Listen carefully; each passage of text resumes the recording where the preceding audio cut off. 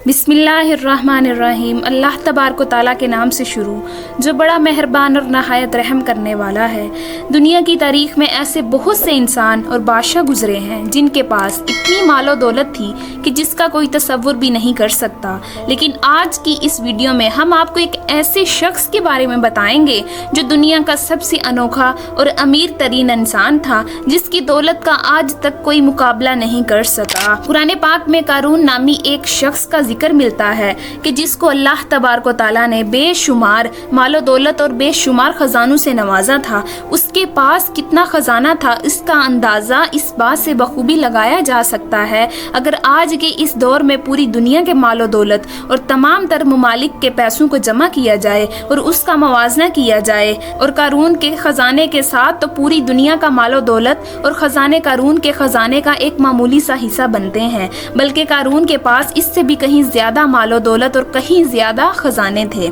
आज की इस वीडियो में हम आपको ये बताएंगे कि कारून कौन था और उसके पास इतना खजाना कहाँ से आया, और जब अल्लाह तबारक व तआला ने कारून को इस कदर नेमतों से नवाजा था, उसके बावजूद कारून ने ऐसा कौन सा गुनाह किया कि अल्लाह तबारक व तआला ने कारून को उसके खजाने समेत ज़मीन के अंदर धंसा दिया। इस ईमान अफरोज और इबरतनाक वाक़ये को सुनने के लिए आपसे हमारी ये गुजारिश है कि इस वीडियो को एंड तक ज़रूर देखिएगा। कारून हज़रत मूसा अलैहिस्सलाम का चचा ज़ाद भाई था। ये हुस्न जमाल में भी बेमिसाल था। अल्लाह तबारक व तआला ने इसको बहुत सारे हुस्न से नवाजा था और हज़रत मूसा अलैहिस्सलाम की सोहबत में बैठने की वजह से ये तौरात का भी बहुत बड़ा आलिम था। इसके अंदर ये खूबी भी थी कि ये बहुत बाइखलाक और मिलनसार इंसान था। जैसे बहुत सारे इंसान मालो दौलत के आते ही एकदम से बदल जाते हैं, ऐसे ही कारून बेशुमार मालो दौलत के आते ही एकदम से बदल गया और अल्लाह तबारक व तआला के प्यारे नबी हज़रत मूसा अलैहिस्सलाम का बहुत बड़ा दुश्मन बन गया। इसके पास इस कदर खजाना था और अल्लाह तबारक व तआला ने इसको इस कदर मालो दौलत से नवाजा था कि 70 ऊँट सिर्फ इसके खजाने की चाबियां लेकर चला करते थे। जरा इस बात का अंदाजा लगाइए कि जिसकी खजाने की चाबियां 70 ऊँट लेकर चला करते थे, उसका खजाना कितना बड़ा और कितना वसी होगा। अब बात करते हैं कि कारून के पास इतना खजाना कहाँ से आया और ये इस कदर अमीर कैसे हुआ। इसके मुतल्लिक मुख्तलिफ रवायात मिलती हैं। एक रवायत के मुताबिक कारून हज़रत मूसा अलैहिस्सलाम की सोहबत में बैठा करता था और वहाँ से उसने इल्मे कमियाई हासिल किया, जिसकी मदद से ये लोहे और मिट्टी को सोना बनाने में कामयाब हो गया और इस तरह ये सोना बना बना कर दुनिया का अमीर तरीन शख्स बन गया। और एक दूसरी रवायत के मुताबिक कारून लोगों को सूद पर माल दिया करता था, जिसके बदले में ये लोगों से दुगना वसूल किया करता था। इस तरह आहिस्ता आहिस्ता वक्त यूं ही गुजरता गया और ये मिस्र की तारीख का अमीर तरीन शख्स बन गया। इधर जब अल्लाह तबारक व तआला ने हज़रत मूसा अलैहिस्सलाम की तरफ ज़कात का हुक्म नाजिल फरमाया तो हज़रत मूसा अलैहिस्सलाम ने कारून को ज़कात देने का कहा। पहले तो कारून ने हज़रत मूसा अलैहिस्सलाम के सामने इस बात का अहद कर लिया कि वो अपने माल का हज़ारों हिस्सा ज़कात दिया करेगा, लेकिन जब कारून ने ज़कात का हिसाब लगाया तो उसके माल में से एक बहुत बड़ी रकम बनती थी। ये देखकर कारून पर एकदम से लालच और कंजूसी का भूत सवार हो गया और उसने अल्लाह तबारक व तआला का हुक्म मानने से इनकार कर दिया। और ना सिर्फ खुद उसने ज़कात देने से इनकार किया, बल्कि बनी इसराइल के लोगों को भी बहकाने लगा और हज़रत मूसा अलैहिस्सलाम के खिलाफ भड़काने लगा और बनी इसराइल के लोगों को ये कहने लगा कि हज़रत मूसा अलैहिस्सलाम ज़कात के नाम पर तुम लोगों के माल पर कब्ज़ा करना चाहते हैं और तुम्हारा माल हथियाना चाहते हैं। इस तरह इस बदबख्त ने बनी इसराइल के लोगों को हज़रत मूसा अलैहिस्सलाम के खिलाफ भड़काना शुरू कर दिया। यहाँ तक कि इस बदबख्त ने हज़रत मूसा अलैहिस्सलाम से लोगों को दूर करने के लिए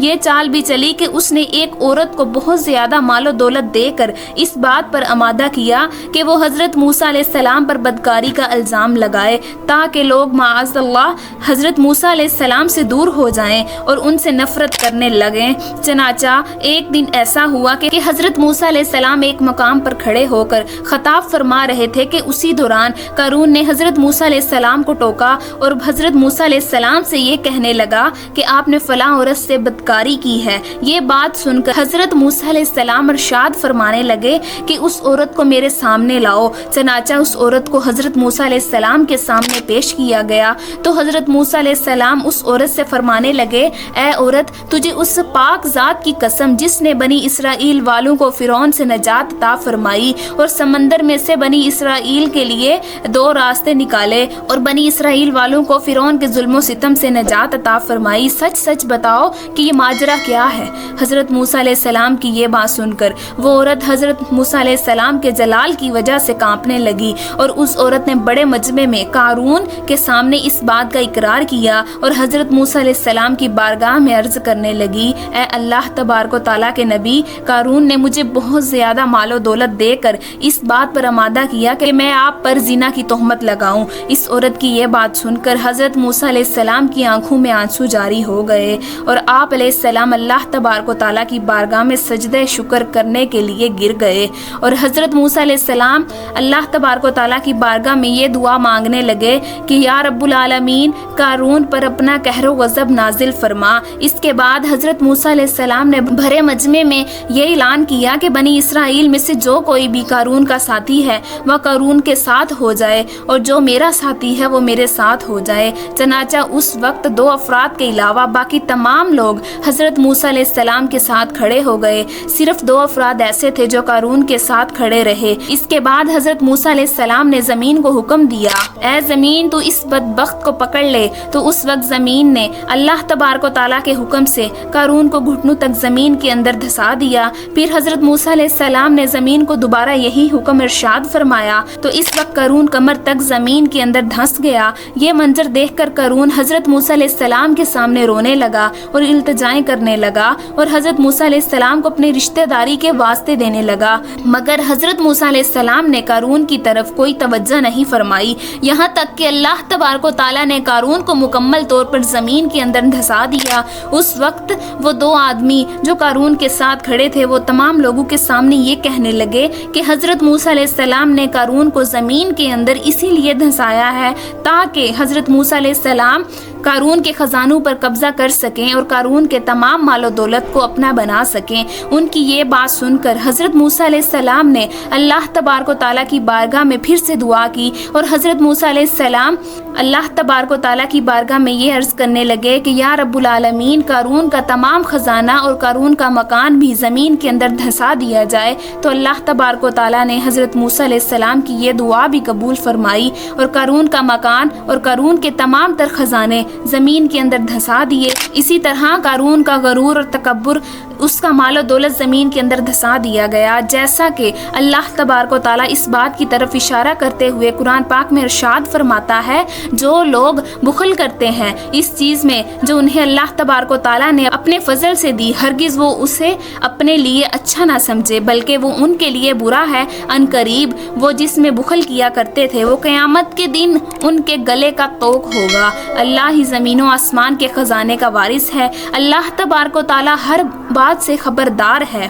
اسی طرح وہ قارون جس کو اللہ تبارک و تعالیٰ نے ایمان کی نعمت اور خزانوں سے نوازا تھا، لیکن وہ مال و دولت کے غرور اور تکبر میں آ کر اللہ تبارک و تعالیٰ کا نافرمان ہو گیا۔ اس طرح قارون نے اللہ تبارک و تعالیٰ کا حکم ماننے سے انکار کیا اور زکوٰۃ دینے کا منکر ہو گیا۔